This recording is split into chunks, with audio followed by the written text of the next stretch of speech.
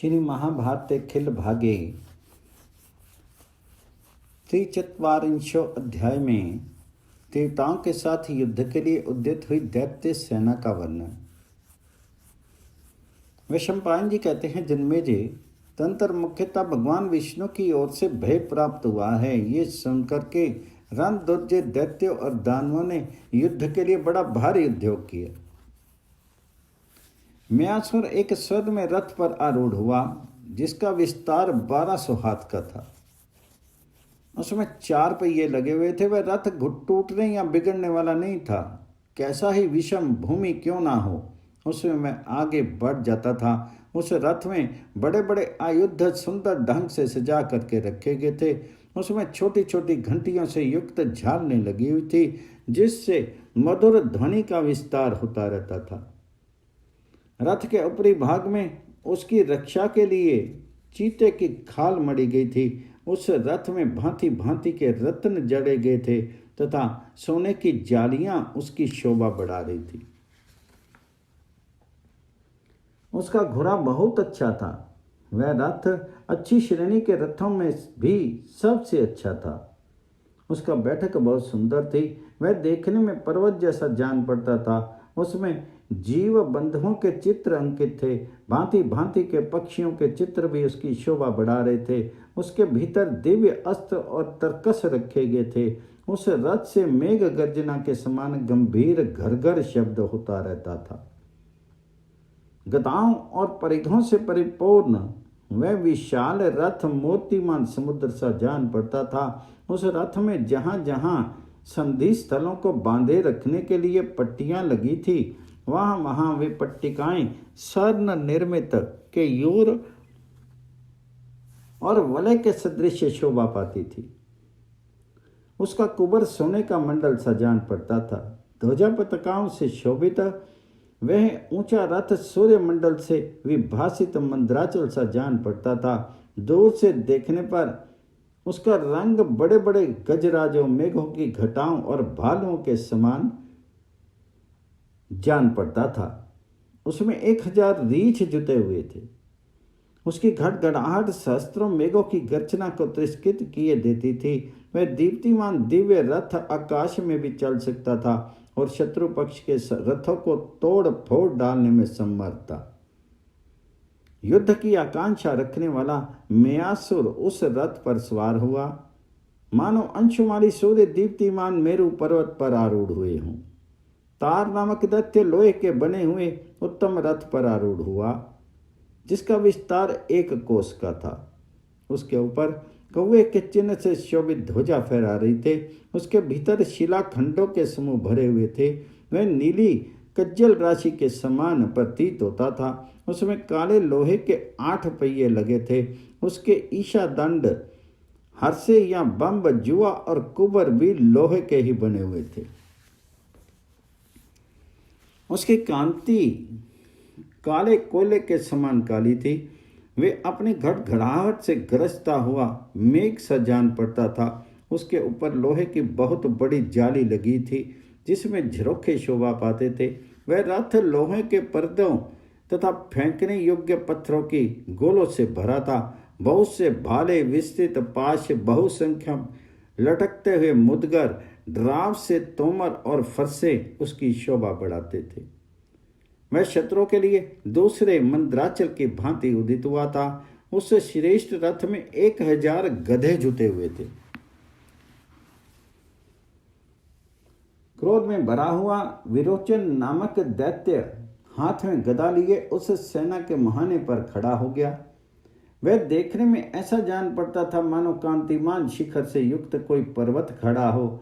दानव है ग्रीव शत्रुओं की सेना को कुचल डालने में समर्थ था। उसने 1000 घोड़ों से जुटे हुए रथ को अपना वाहन बनाया। वरा नामक दानव कई हजार हाथ लंबा विशाल धनुष टंकारता हुआ दैत्य सेना के अग्रभाग में खड़ा हो गया। उस समय वह जटाओं से युक्त बरगद के समान प्रतीत होता था। खर नामक दैत्य अपने नेत्रों से रोष जनित आंसू बहाता हुआ बड़े दर्व के साथ आया और युद्ध की इच्छा से डट गया। उस समय उसके दांत, होठ और मुख क्रोध से भड़क रहे थे। त्वष्टा नामक बलशाली दानव 18 घोड़ों से जुते हुए रथ पर सवार होकर के आया और व्यू में खड़े हुए दानवों के साथ स्वयं भी व्यू का एक अंग बन करके सब ओर घूमने लगा। वी पर चीती का पुत्र श्वेत सफेद कुंडलों से भूषित होकर के युद्ध के लिए सामने आकर के डट गया। वह श्वेत पर्वत के समान दिखाई देता था। बलि का ज्येष्ठ पुत्र अरिष्ट पर्तीय शिला खिंडों की आयुध के रूप में धारण किए शत्रुओं का सामना करने के लिए खड़ा हुआ। उसने युद्ध की कला में विशेष परिश्रम किया था। वह दूसरे पर्वत के समान प्रतीत होता था। किशोर नामक दैत्य चाबुक से हाके गए बछेड़े के समान बड़े हर्ष और उत्साह के साथ आकर के दैत्य सेना के मध्य भाग में खड़ा हो गया। वह नवोदित सूर्य के समान शोभा पा रहा था। लंब नामक दानव बरसने के लिए झुके हुए मेघों की काली घटा के समान काला दिखाई देता था। उसके वस्त्र और भूषण बड़े बड़े थे। दैत्य सेना के व्यू में खड़ा होकर के वह कुहासे से ढके हुए सूर्य के समान सुशोभित होता था। मुख से युद्ध करने वाला राहुल नामक महान ग्रह हंसता हुआ आकर के दैत्य सेना के मुहाने पर डट गया। वह अपने दांतों, नेत्रों और होठों से भी आयुध का काम लेता था। कुछ दानव घोड़ों पर सवार दिखाई देते थे और कुछ गजराजों की पीठ पर। दूसरे बहुत से दैत्य सिंह, व्याघ्र, सुअर और रीछों पर चढ़े हुए थे। कोई गधों और ऊंटों पर चढ़कर जा रहे थे तो कोई बादलों की ही अपना वाहन बनाए हुए थे।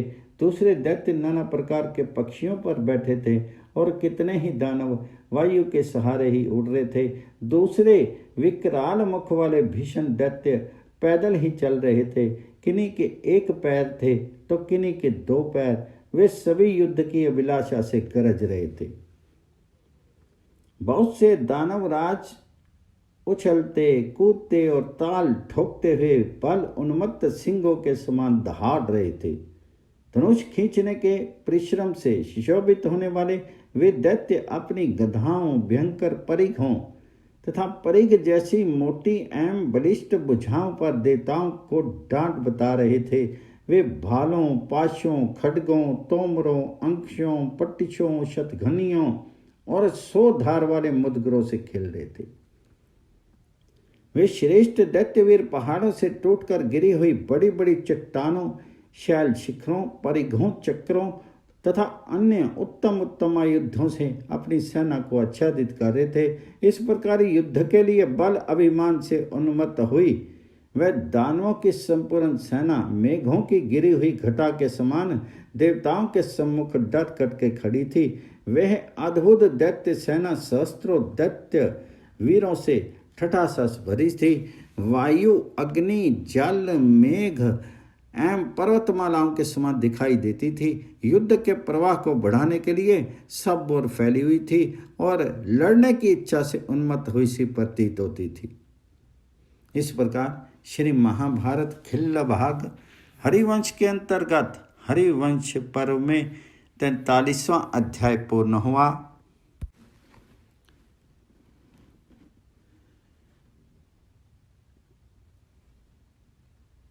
आचार्य तारका में संग्राम में देव सेना की युद्ध के लिए तैयारी।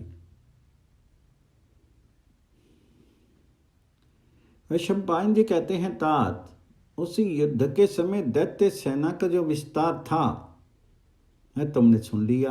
अब देवताओं को की संपूर्ण सेना का विस्तार जो भगवान विष्णु के आश्रित है सुनो। आदित्य, वसु, रुद्र और महाबली अश्विनी कुमार ये अपने अपने दल बल और अनुयायियों को साथ लेकर के यथाशक्ति युद्ध करने के लिए कवच आदि से सज्जित होंगे। सबसे पहले समस्त देवताओं के नेता सहस्त्र नेत्रधारी इंद्र देवताओं के हाथी ऐरावत पर आरूढ़ हुए। उनके बाईं ओर बहुत ही सुंदर चक्र रूपी चरणों से गरुड़ के समान वेग पूर्वक चलने वाला स्वर्ण और हीरों से जड़ा हुआ उनका रथ चल रहा था। उनके पीछे देवता, गंधर्व और यक्षों की मंडलियां चल रही थी तथा यज्ञ में सहायता करने वाले सहस्त्रों दीप्तिमान ब्रह्म ऋषि स्तुति करते हुए चल रहे थे। वज्र की गड़गड़ाहट से फटकते हुए तथा बिजली एवं इंद्रधनुष से युक्त मेघ समूह देवराज के साथ चल रहे थे। वे ऐसे लगते थे मानो इच्छा के अनुसार चलने वाले पर्वतों। इंद्र का वह रथ उन मेघों पर सुरक्षित था। सोमयाग में भाग लेने वाले क्षत्रिय हविष्य रखने के स्थान में हविष्य रखते समय जिनकी स्तुति करते हैं, स्वर्ग में जिनकी सवारियों के अवसर पर देवताओं की तुरहियां बजती हैं और जिनके साथ अप्सराओं की सैकड़ों मंडलियां नाचती हुई चलती हैं, वही भगवान रुद्र हाथी पर सवार होकर के चल रहे थे। बांस की ध्वजा से शोभित तथा मन और वायु के समान वेग वाले हजारों घोड़ों से खींचा जाने वाला इंद्र का रथ सूर्य की तरह दमक रहा था। इंद्र के साथ ही मातली से युक्त वह रथ सूर्य के तेज से गिरा हुआ संपूर्ण मेरु पर्वत सा दिखता था। यमराज मृत्यु देवता के द्वारा अधिष्ठित दंड तथा मुद्गर को धारण कर अपने सिंहनाद से दैत्य को भयभीत करते हुए देवताओं की सेना के मुहाने पर डट गए।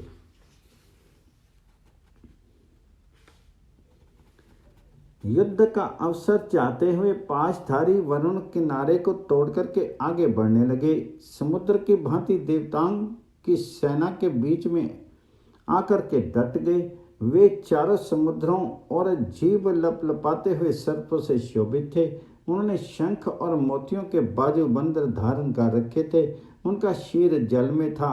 वे कालपाश को घुमाते हुए चंद्रमा की किरणों के समान श्वेत रंग के घोड़ों से और वायु के द्वारा उछाले जाने वाले जल के उद्धारों से सहस्त्रों प्रकार की क्रीड़ाएं कर रहे थे।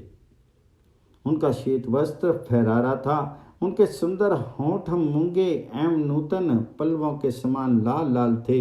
मणि में आभूषणों के भूषित हुए उनके श्याम अंगों की बड़ी उत्तम शोभा हो रही थी तथा हीरों का भार उनके उदर पर पड़ रहा था।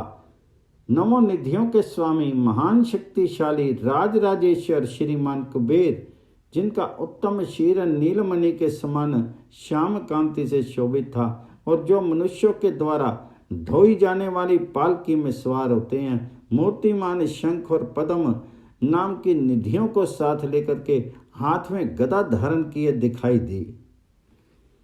उनके साथ ही यक्ष और राक्षसों की सेना तथा गोखों के गण विद्यमान थे। विमान में बैठ करके युद्ध करने वाले शिव जी के मित्र राज अधिराज नरवाहन कुबेर युद्ध के लिए पुष्प के विमानों में स्थित होकर के बड़ी शोभा पा रहे थे और स्वयं वे साक्षात भगवान शिव के समान दृष्टिगोचर होते थे। उस देवसेना के पूर्व पक्ष की देखभाल सहस्त्रलोचन देवराज इंद्र कर रहे थे। दक्षिण पक्ष की देखभाल का भार पितृराज यम ने संभाला। पश्चिम पक्ष की देखरेख वरुण देव ने की और उत्तर पक्ष का निरीक्षण नरवाहन कुबेर ने किया। इस प्रकार चारों दिशाओं में सावधानी के साथ खड़े हुए चारों उत्कट बलशाली लोकपाल अपनी अपनी दिशा की ओर से उस सेना की रक्षा कर रहे थे। सूर्यदेव 7 घोड़ों से युक्त आकाशगामी रथ के द्वारा युद्ध भूमि में आए थे। उनका वह रथ उत्तम शोभा तथा दीप्तिमान किरणों से जगमगा रहा था। वह मेरु पर्वत के चारों ओर चक्कर लगाने वाला, स्वर्ग के द्वार पर चक्र की भांति घूमने वाला और जो प्रवाह रूप से अक्षय बने रहते हैं, उन समस्त लोगों को प्रकाशित करने वाला था। उसी के द्वारा सूर्य देव संसार में उदय और अस्त की झांकी कराते हैं। सहस्त्रों किरणों से संपन्न अपने ही तेज से प्रकाशित होने वाले 12 रूपधारी भगवान दिनेश सूर्य पूर्वोक्त रथ के द्वारा आकर के देव सेना के बीच में विचरने लगे। शीतल किरणों वाले चंद्रमा श्वेत घोड़ों से युक्त रथ में बैठे हुए बड़ी शोभा पा रहे थे। वे हिम और जल से भरी हुई अपनी प्रभाओं द्वारा संपूर्ण जगत को आनंद प्रदान करते थे। नक्षत्र और योग जिनका अनुसरण करते हैं, जो शीतल किरणों से शोभित हैं, ब्राह्मणों के राजा हैं, जिनका शीर नीचे धब्बे के रूप में पृथ्वी की छाया से अंकित रहता है, जो रात्रि के अंधकार का नाश करने वाले हैं, आकाश में स्थित ज्योतिर्मय तारिकाओं के अधीश्वर हैं, रसों के आश्रय एवं प्रभु हैं, औषधियों के रक्षक तथा अमृत के निधि हैं, जगत के प्रथम मुख्य भाग हैं और सौम्य तथा शीतल रस हैं। उन्हीं चंद्रमा को दैत्यों ने हिम का आयुध ग्रहण करके खड़ा हुआ देखा, जो समस्त भूतों के प्राण हैं। मनुष्य आदि जीवों के भीतर प्राण, अपान, व्यान, समान और उदान इन पांचों रूपों से विभक्त होकर के निवास करते हैं। आवह, प्रवह आदि 7 स्कंदों में स्थित होकर के त्रिलोकी के चराचर जीवों को धारण करते हैं, जिन्हें अग्नि का सारथी कहा जाता है, जो सबके उत्पत्ति स्थान और ईश्वर हैं, जिनके कारण भूत आकाश की शब्द तन्मात्रा, निषाद, ऋषभ आदि स्वरों में उत्तर आने वाले गीति कहलाती है, जिन्हें 5 महाभूतों में उत्तम तथा शरीर रहित बताते हैं, जिनको आकाशचारी और शीघ्रगामी भी कहते हैं, तथा शब्द योनि आकाश से जिनकी उत्पत्ति बताई गई है। वे समस्त प्राणियों के जीवन रूप वायुदेव अपने तेज से दैत्य को व्यथित करते हुए वहां मेघों के साथ प्रतिकूल एवं प्रचंड गति से प्रवाहित होने लगे।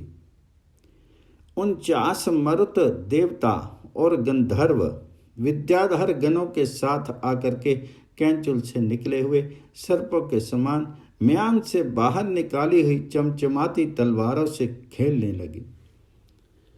देवेश्वरों के बाण बने हुए बहुसंख्यक नागराज अपने मुख को फैला करके तीव्र रोष में विष उगलते हुए आकाश में घूमने लगे।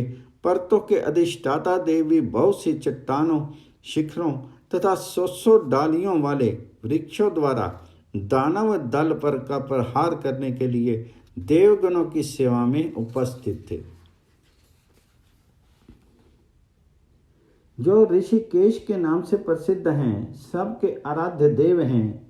सृष्टि के आरंभ में जिनकी नाभि से कमल प्रकट हुआ था, जो अपने 3 डगों से संपूर्ण त्रिलोकी को नाप चुके हैं।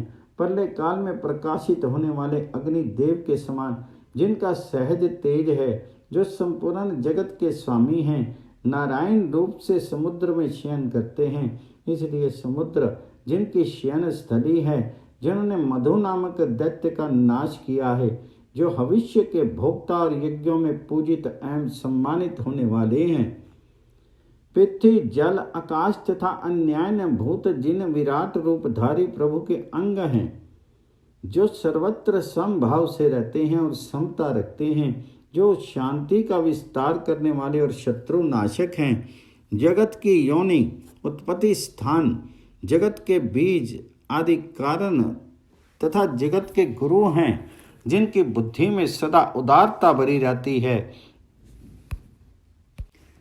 वे चक्र और गदा धारण करने वाले भगवान विष्णु अग्नि तथा उगते हुए सूर्य के समान उत्तम तेज से संपन्न शत्रुनाशक चक्र उठाते हुए देव सेना के मध्य भाग में विराजमान थे।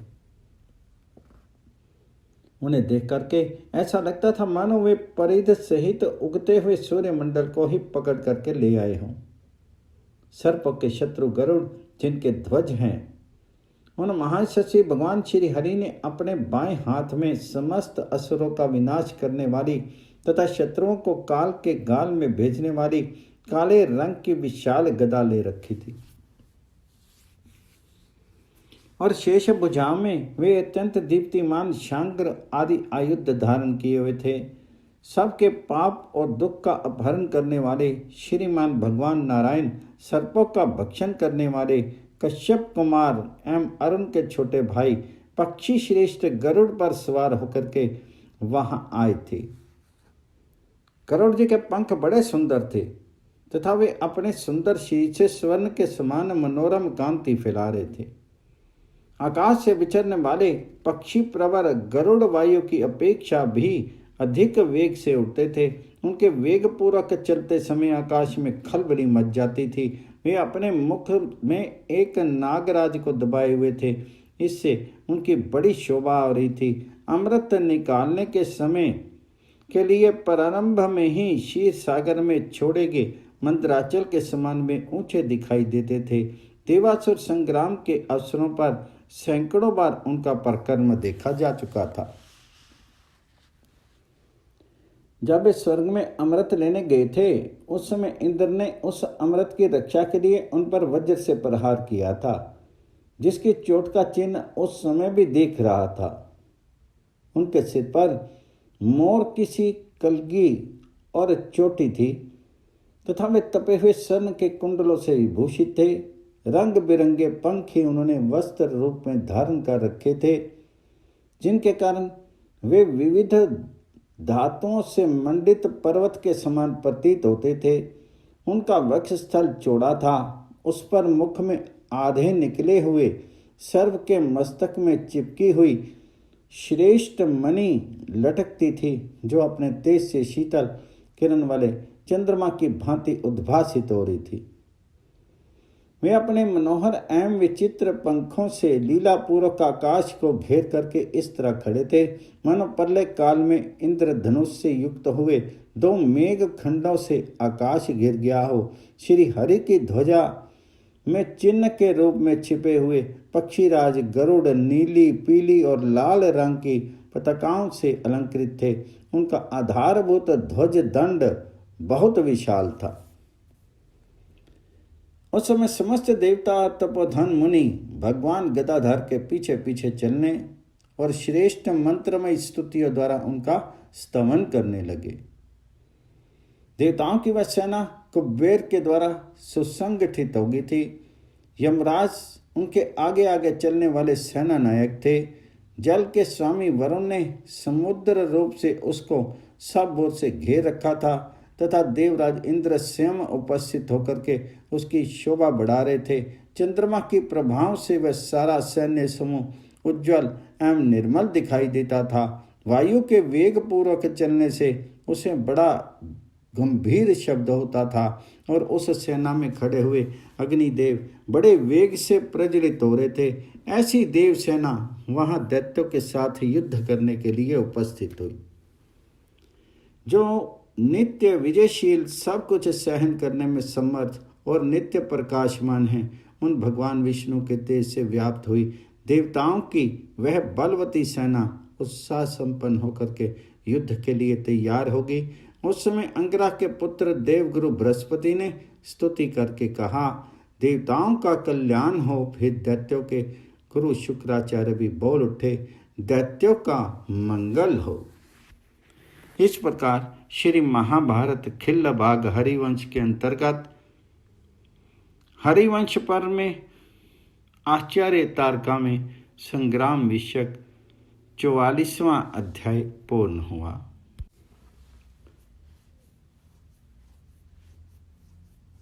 पंचचत्वारिशवें अध्याय में देवासुर संग्राम एवं और अग्नि की उत्पत्ति।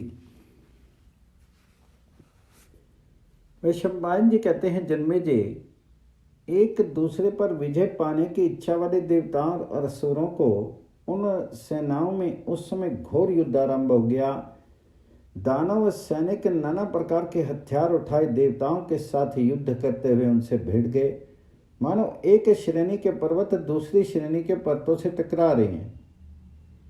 देवताओं और असुरों का वह तुमुल युद्ध अत्यंत अद्भुत प्रतीत होता था, मानो धर्म और अधर्म परस्पर जूझ रहे हों, दर पर विनय एक दूसरे से लड़ रहे हों। तदनंतर रथों के वेग पूर्वक दौड़ने, घोड़ों के एड़ लगा करके भगाए जाने, चारों ओर तलवार हाथ में लिए योद्धाओं के आकाश में उछलने, मूसलों के फेंके जाने, बाणों के चलाने, धनुषों के खींचे जाने और मुदगरों के गिराए जाने से देवताओं और दानवों से भरा हुआ वह घोर युद्ध प्रलय काल की अग्नि के समान संपूर्ण जगत को त्रास देने लगा। उस सम्रांगण में समस्त दानव अपने हाथ में छोड़े के परिघोर फैन के जाते हुए पर्वत शिखरों की चोट से इंद्र आदि देवताओं को घायल करने लगे। युद्ध स्थल में अपनी विजय से उल्लसित एवं सुशोभित होने वाले महाबली दानवों की मार खाकर के समस्त देवता मन ही मन खिन्न उठे। उन्हें बड़ी पीड़ा हुई।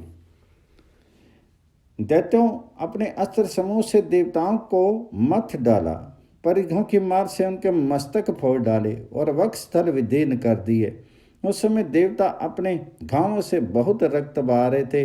दैत्यों ने फंदों के जाल बिछा करके देवताओं को निरुपाय कर दिया और बाणों के प्रहार से उन्हें इतना घायल कर दिया कि वह अपने अंगों से रक्त की धारा बहाने लगे। दानवों की माया के वशीभूत होकर के वे हिलने डुलने की भी शक्ति खो बैठे। असुरों ने देवताओं की सेना के सारे प्रयत्न और आयुध निष्फल कर दिए। उस समय वह सेना मंत्र शक्ति से स्तंभित की हुई सी प्रतीत होती थी, प्राण शून्य मुर्दे जैसी दिखाई देती थी।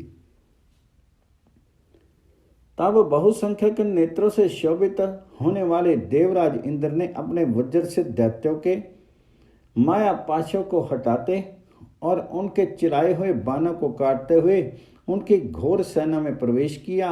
उन्होंने सामने खड़े हुए दैत्यों को मार करके दानवों की उस विशाल वाहिनी पर तामस अस्त्र का जाल सा बिछा दिया और उसे अंधकार से अभिभूत कर डाला।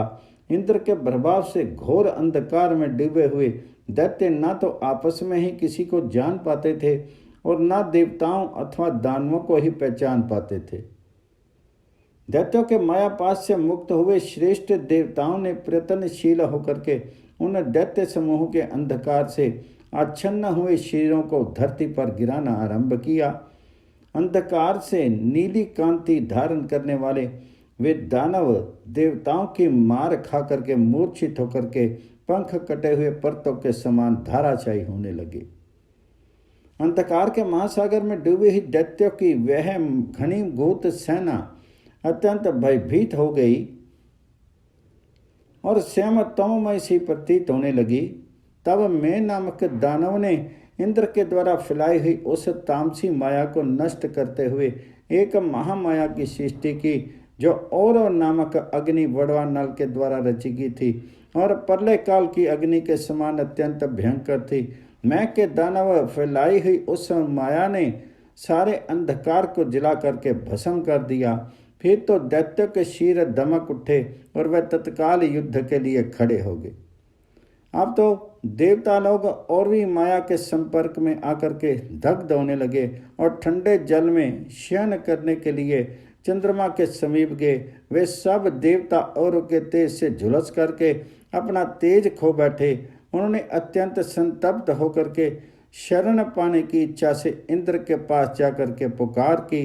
जब मायासुर की माया से सारी सेना संतप्त हुई और दानव भी उसे जलाने लगे, तब देवराज के द्वारा उनकी शांति के लिए प्रेरित होने पर वरुण ने इस प्रकार कहा। वरुण बोले, देवेंद्र, पूर्व काल में औरो नाम से प्रसिद्ध एक तेजस्वी मुनि थे, जो ब्रह्म ऋषि भृगु के पुत्र थे। वे गुणों में ब्रह्मा जी के समान थे। उन्होंने अत्यंत दारुण तप करना आरंभ किया। जैसे सूर्य इस अव्यय प्रभा रूप से सदा रहने वाले जगत को सदा तपाते रहते हैं, उसी प्रकार वे भी अपनी तपस्या से सबको ताप देने लगे। तब ब्रह्म ऋषियों सहित देवता और मुनिगण उनके पास आए। दानव हिरण्यकश्यप भी, जो समस्त दानवों का स्वामी था, किसी समय उस परम तेजस्वी महर्षि के पास आया और उनसे शांति के लिए प्रार्थना करता रहा। यह प्राचीन काल की बात है। ब्रह्म ऋषियों ने उनसे यह वेद तुल्य बात कही, भगवान, ऋषियों के वंशों में आपके इस कुल की जड़ कट सी गई है। एकमात्र आप ही अपने कुल में बचे हैं और आपके कोई संतान नहीं है, तो भी आप गोत्र का अनुसरण नहीं करते हैं, उसकी परंपरा को बनाए रखने के लिए कोई प्रयत्न नहीं करते हैं। केवल नैष्टिक ब्रह्मचर्य का व्रत धारण करके तपस्या जनित क्लेश का ही अनुगमन कर रहे हैं। विप्रवाद, विशुद्ध अंतःकरण वाले मुनियों के बहुत से ऐसे गोत्र या कुल हैं जो एक शीर एक व्यक्ति पर ही अविलंबित रहे हैं और संतान न होने के कारण जड़ से अलग होकर के नष्ट हो गए। मूल के ही नष्ट हो जाने से उन कुलों की वृद्धि का हमारे देखने में कोई कारण नहीं रह गया है, परंतु आप तो अपनी भावी वंश परंपरा के मूल रूप में विद्यमान ही हैं। आपके रहते इस कुल का उच्छेद नहीं होना चाहिए। आप तप की दृष्टि से श्रेष्ठ हैं और तेज एवं कांति में भी प्रजापतियों के तुल्य हैं। अतः आप अपने वंश को चलाने का उद्योग कीजिए और अपने द्वारा अपने आप को बढ़ाइए। अपने ओजस्वी तेज का योग्य पत्नी में आघान कीजिए और ऐसा करके पुत्र रूप में अपने दूसरे शीर को प्रकट कीजिए। उन महर्षियों के ऐसा कहने पर उर्व मुनि के हृदय में गहरा धक्का लगा। वे उन ऋषियों की निंदा करने लगे और इस प्रकार बोले, महात्माओं, जो वन के फल मूल खा करके रहते हैं, सदा आर्ष शास्त्रों में बताए हुए सत्कर्म का सेवन करते हैं, उन हम जैसे ऋषि मुनियों को लिए तो प्राचीन काल से इस तप एवं ब्रह्मचर्य रूप सनातन धर्म का ही विधान किया गया है। ब्राह्मण कुल में उत्पन्न होकर के ब्राह्मण धर्म का अनुसरण करने वाले द्विज के द्वारा इस ब्रह्मचर्य व्रत का यदि बड़ी भांति आचरण किया जाए तो यह ब्रह्मा जी को भी विचलित कर सकता है। जो गृहस्थ आश्रम में निवास करता है, उन ब्राह्मणों के लिए ही शास्त्र में यज्ञ कराना, वेद पढ़ाना और दान ग्रहण करना, ये 3 वृत्तियां बताई गई हैं। हम जैसे उद्धरता वनवासियों के लिए तो वन के फल मूल ही जीविका के साधन हैं। कुछ लोग केवल जल या वायु पीकर ही रहते हैं। कुछ दांतों से ही औखली और मूसल का काम लेते हैं, अर्थात दांत रहने पर भूसी रहित निवार आदि को चबा लेते हैं। ये ही दक्ष नप कहलाते हैं। परंतु जिसके दांत नहीं है, वे पत्थरों से ही कूट पीस करके वन्य वस्तुओं को खाते हैं। कुछ पंचाग्नि के ताप का सेवन करते हैं। ये अत्यंत दुष्कर व्रतों का आचरण करते हुए भी तपस्या में लगे रहते हैं और मुख्यतः ब्रह्मचर्य व्रत का पालन करके उत्कृष्ट गति को पाना चाहते हैं। ब्रह्मचर्य के पालन से ही ब्राह्मण को ब्राह्मणत्व की प्राप्ति होती है। इसी तरह ब्रह्मवेता पुरुषों का कहना है कि ब्रह्मचर्य का पालन ही परलोक में ब्रह्म की प्राप्ति का मुख्य साधन है। ब्रह्मचर्य में धैर्य की स्थिति है और ब्रह्मचर्य में ही तप प्रतिष्ठित है। जो ब्राह्मण ब्रह्मचर्य में दृढ़ता पूर्वक स्थित है, वह ब्रह्मलोक में ही विराजमान है। योग के बिना सिद्धि नहीं मिलती और सिद्धि के बिना यश नहीं प्राप्त होता। यश का मूल कारण है तप, परंतु इस जगत में ब्रह्मचर्य से बढ़कर दूसरा कोई तप नहीं है। अतः इंद्रिय समुदाय को तथा शब्द आदि सूक्ष्म भूत रूप उसके विशेष समूह को वश में करके ब्रह्मचर्य पालन पूर्वक रहे। इससे बढ़कर के और कौन सा तप हो सकता है। अवश्य कर्तव्य ध्यान रूपी योग के अभाव में भी सिर मुंडा लेना, पर लोक सुधारने का संकल्प ना करने पर भी केवल लोकरंजन के लिए कृच्छ व्रतों का आचरण करना तथा ब्रह्म की प्राप्ति को लक्ष्य बना करके नियमित वेद अध्ययन के बिना ही ब्रह्मचर्य के नियमों को का आश्रय लेना, ये तीनों दंभ कहलाते हैं। जब ब्रह्मा जी ने मन के द्वारा मानसी प्रजा सनत कुमार आदि की सृष्टि की थी, उस समय स्त्री कहाँ थी, स्त्री पुरुष का संयोग कहाँ था और चित्त की विकृति काम आतुरता भी कहाँ थी। महर्षियों, आप लोग अमेय आत्मबल से संपन्न हैं। यदि आप में तपस्या की शक्ति हो तो आप प्रजापति के समान कर्म करके मानसिक पुत्र उत्पन्न करें। तपस्वी को तो अपने मन से कल्पित योनि में ही मानसिक संकल्प से गर्भाधान करना चाहिए। स्त्री के साथ संयोग अथवा वीर्य का आघान, ये तपस्वी पुरुषों का नियम नहीं बताया गया है।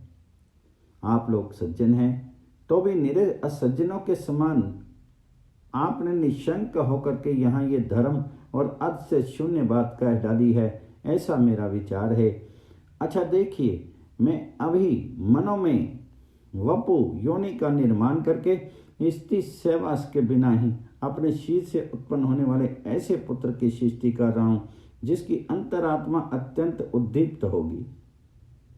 इस प्रकार मेरा ये शीर वनवासी के लिए उचित इस विधान के द्वारा ही मेरे दूसरे स्वरूप पुत्र को जन्म देगा, जो समस्त प्रजा को जिला करके भस्म कर देने की इच्छा रखता होगा।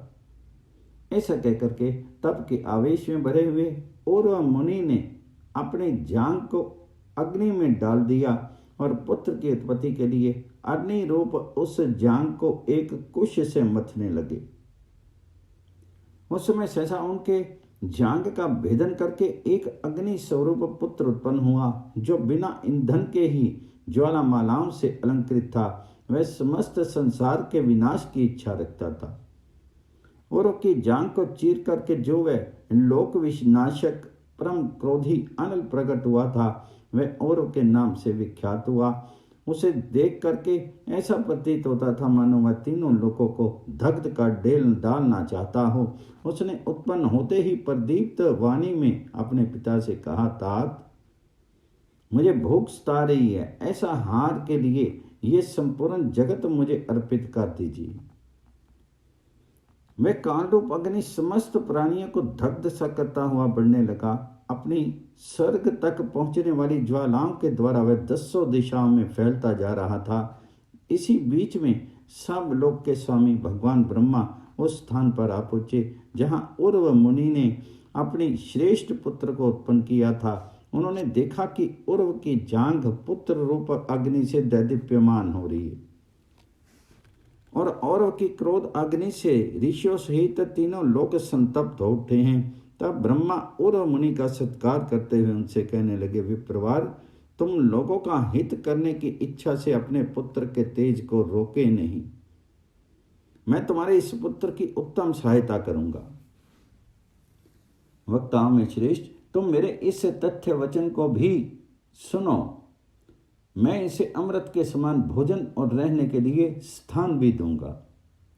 और उन्होंने कहा, आज मैं धन्य हूँ, मेरे ऊपर आपका बड़ा अनुग्रह है, जो आप यहाँ पधराकर मेरे पुत्र पर परम अनुग्रह करने के लिए ऐसी सलाह दे रही हैं। भगवान, जब इसका यौवन काल उपस्थित होगा और इसके लिए भोजन की व्यवस्था वांछनीय होगी, तब ये किस हवि से तृप्त होकर के सुख पाएगा? इसका निवास स्थान कहाँ होगा? इस महान शक्तिशाली पुत्र की शक्ति के अनुरूप आप किस भोजन की व्यवस्था करेंगे?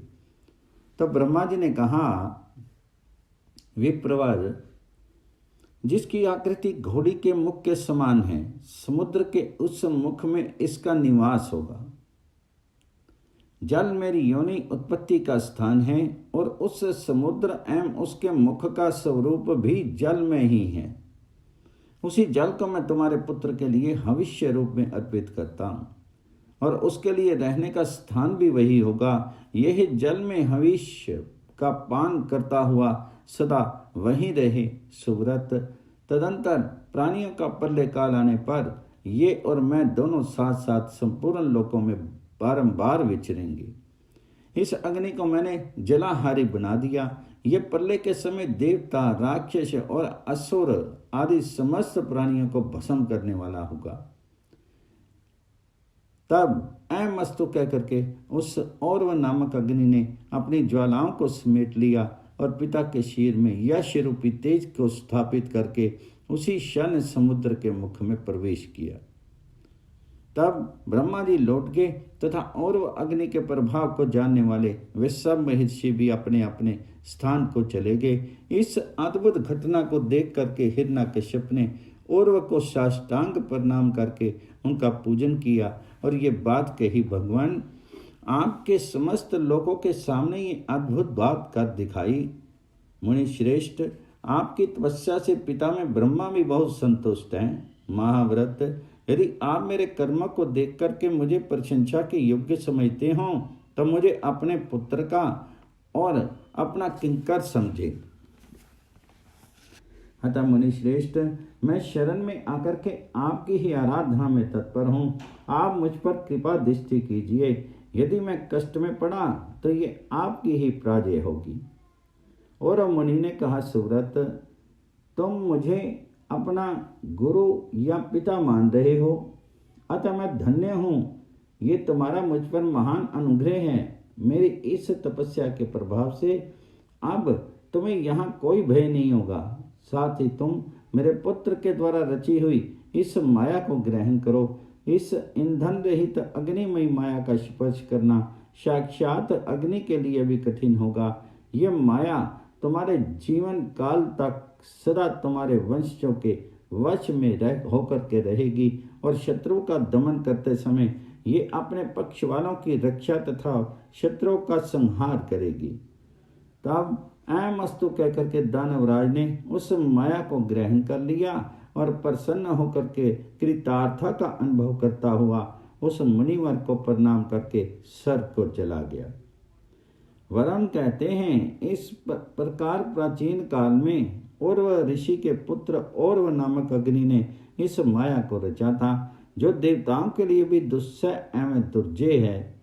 ये दैत्य अब संसार से उठ गया है, अतः यह माया निर्बल हो गई है, इसमें कोई संदेह नहीं है, क्योंकि जिन्होंने अपने तेज से इसको रचा था उन्होंने ही इसको शाप भी दिया था कि ये माया हिरण्यकश्यप के जीवन तक ही बलवती रहेगी। इंद्रदेव, यदि आपको इस माया का संहार करना है और अपने को प्रसन्न करना है तो आप मुझे जल के उत्पत्ति स्थान चंद्रमा को मेरी सहायता के लिए दीजिए। मैं चंद्रमा के सहयोग से और अपने अधीनस्थ जलचर जीवों में से घिरा रह करके आपकी कृपा से इस माया का अवश्य नाश कर डालूंगा। इस प्रकार श्री महाभारत के खिल्ल भाग हरिवंश के अंतर्गत हरिवर्ष पर्व में और अग्नि की उत्पत्ति विषयक 45वां अध्याय पूर्ण हुआ।